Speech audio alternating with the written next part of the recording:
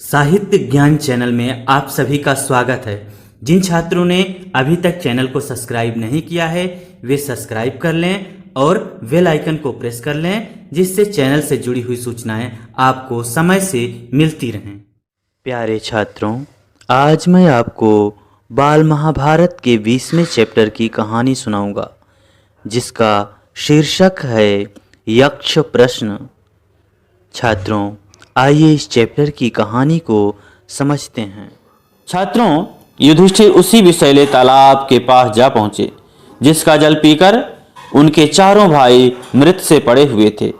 यह देखकर युधिष्ठिर चौंक पड़े। असह्य शोक के कारण उनकी आंखों से आंसू बह चले। कुछ देर यूं विलाप करने के बाद युधिष्ठिर ने जरा ध्यान से भाइयों के शरीरों को देखा और अपने आप से कहने लगे, यह तो कोई माया जाल सा लगता है।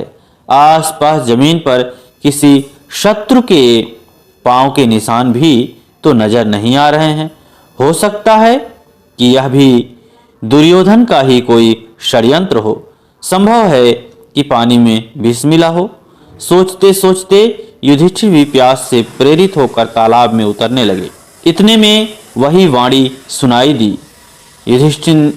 युधिष्ठिर ने ताड़ लिया कि कोई यक्ष बोल रहा है। उन्होंने बात मान ली और बोले, आप प्रश्न कर सकते हैं। यक्ष ने कई प्रश्न किए, उनके उत्तर युधिष्ठिर ने दिए। प्रश्न, मनुष्य का साथ कौन देता है? उत्तर, धैर्य ही मनुष्य का साथी होता है। अगला प्रश्न यक्ष करता है, देखिए क्या कहता है। कौन सा शास्त्र विद्या है जिसका अध्ययन करके मनुष्य बुद्धिमान बनता है?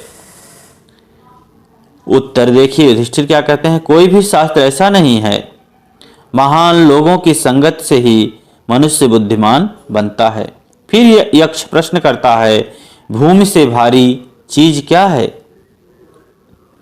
तो युधिष्ठिर कहते हैं, संतान को कोख में धारण करने वाली माता भूमि से भी भारी होती है। आकाश से भी ऊंचा कौन होता है? वो कहते हैं कि पिता। हवा से भी तेज चलने वाला कौन है? मन। प्रश्न यक्ष फिर प्रश्न करता है, घास से भी तुच्छ कौन सी चीज होती है? युधिष्ठिर बताते हैं कि चिंता। विदेश जाने वाले का साथी कौन होता है? युधिष्ठिर बोलते हैं विद्या। फिर यक्ष पूछता है कि घर ही में रहने वाले का साथी कौन होता है? युधिष्ठिर बताते हैं कि पत्नी। यक्ष आगे प्रश्न करता है कि मरणासन्न वृद्ध का मित्र कौन होता है? तो युधिष्ठिर बोलते हैं दान, क्योंकि वही मृत्यु के बाद अकेले चलने वाले जीव के साथ चलता है। अगला प्रश्न यक्ष फिर पूछता है, बर्तनों में सबसे बड़ा कौन सा है? तो उत्तर युधिष्ठिर बताते हैं, भूमि ही सबसे बड़ा बर्तन है जिसमें सब कुछ समा सकता है। सुख क्या है? युधिष्ठिर बताते हैं, सुख वह चीज है जो शील और सचरित्रता पर स्थित है। अगला प्रश्न यक्ष करते हैं कि किसके छूट जाने पर मनुष्य सर्वप्रिय बनता है? उत्तर बताते हैं युधिष्ठिर, अहंकार के छूट जाने पर। किस चीज के खो जाने से दुख नहीं होता है? युधिष्ठिर बताते हैं कि क्रोध। अगला प्रश्न यक्ष करता है कि किस चीज को गंवाकर मनुष्य धनी बनता है? युधिष्ठिर बताते हैं कि लालच को। संसार में सबसे बड़े आश्चर्य की बात क्या है? युधिष्ठिर बताते हैं, हर रोज आंखों के सामने कितने ही प्राणियों की मृत्यु के मुंह में जाते देखकर भी बचे हुए प्राणी जो यह चाहते हैं कि हम अमर रहें, यही महान आश्चर्य की बात है। इस प्रकार यक्ष ने कई अन्य प्रश्न भी किए और युधिष्ठिर ने उन सब के ठीक ठीक उत्तर दिए। अंत में यक्ष बोला, राजन, मैं तुम्हारे मृत भाइयों में से एक को जीवित कर सकता हूं। तुम जिस किसी को भी चाहो वह जीवित हो जाएगा। युधिष्ठिर ने पल भर सोचा कि किसे जीवित कराऊं। थोड़ी देर रुककर बोले, मेरा छोटा भाई नकुल जी उठे।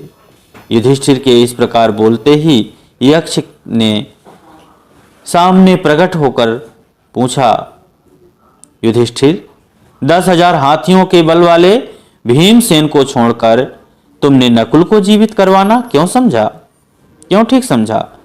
युधिष्ठिर ने कहा, यक्षराज, मैंने जो नकुल को जीवित करवाना चाहा वह सिर्फ इसी कारण कि मेरे पिता की 2 पत्नियों में से माता कुंती का बचा हुआ एक पुत्र तो मैं हूं ही।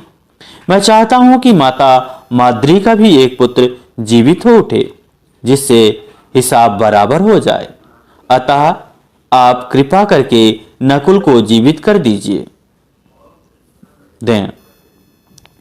पक्षपात से रहित मेरे प्यारे पुत्र, तुम्हारे चारों भाई जी उठे, यक्ष ने वर दिया। उन्होंने युधिष्ठिर के सद्गुणों से मुग्ध होकर उन्हें छाती से लगा लिया और आशीर्वाद देते हुए कहा, 12 वर्ष के वनवास की अवधि पूरी होने में अब थोड़े ही दिन बाकी रह गए हैं। 12 मास तक जो तुम्हें अज्ञातवास करना है वह भी सफलता से पूरा हो जाएगा। तुम्हें और तुम्हारे भाइयों को कोई भी नहीं पहचान सकेगा। तुम अपनी प्रतिज्ञा सफलता के साथ पूरी करोगे। इतना कहकर धर्मदेव अंतर्ध्यान हो गए। वनवास की कठिनाइयां पांडवों ने धीरज के साथ झेल ली। अर्जुन इंद्रदेव से दिव्यास्त्र प्राप्त करके वापस आ गए। भीमसेन ने भी सुगंधित फूलों वाले सरोवर के पास हनुमान जी से भेंट कर ली थी और उनका आलिंगन प्राप्त करके 10 गुना अधिक शक्तिशाली हो गए थे। मायावी सरोवर के पास युधिष्ठिर ने स्वयं धर्मदेव के दर्शन किए और उनसे गले मिलने का सौभाग्य प्राप्त हुआ। वनवास की अवधि पूरी होने पर युधिष्ठिर ने ब्राह्मणों की अनुमति लेकर उन्हें और अपने परिवार के अन्य लोगों से कहा कि वे नगर को लौट जाएं।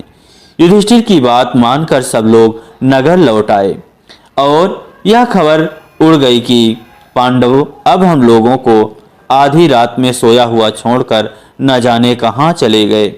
यह सुनकर लोगों को बड़ा दुख हुआ। इधर आगे देखिए क्या होता है। इधर पांडव वन में एक एकांत स्थान में बैठकर आगे की कार्यक्रम पर सोच विचार करने लगे। युधिष्ठिर ने अर्जुन से पूछा, अर्जुन, बताओ कि यह 13वां वर्ष किस देश में और किस तरह बिताया जाए? अर्जुन ने जवाब दिया, महाराज, इसमें संदेह नहीं कि हम 12 महीने बड़ी सुगमता के साथ इस प्रकार बिता सकेंगे कि जिसमें किसी को भी हमारा असली परिचय प्राप्त ना हो सके। अच्छा यही होगा कि हम सब एक साथ ही रहें। कौरवों के देश के आसपास पांचाल, मत्स्य, वैदेह, वहिलिक, दर्शाण, शूरसेन, मगध आदि कितने ही देश हैं। इनमें से आप जिसे पसंद करें वहीं जाकर रह जाएंगे। यदि मुझसे पूछा जाए तो मैं कहूँगा कि मत्स्य देश में जाकर रहना ठीक होगा। इस देश के अधीश राजा विराट हैं। विराट नगर बहुत ही सुंदर और समृद्ध है। मेरी तो ऐसी ही राय है, आगे आप जो उचित समझें।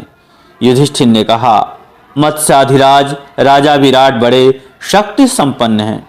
दुर्योधन की बातों में भी वह आने वाले नहीं हैं। अतः राजा विराट के यहाँ छिप कर रहा जाए।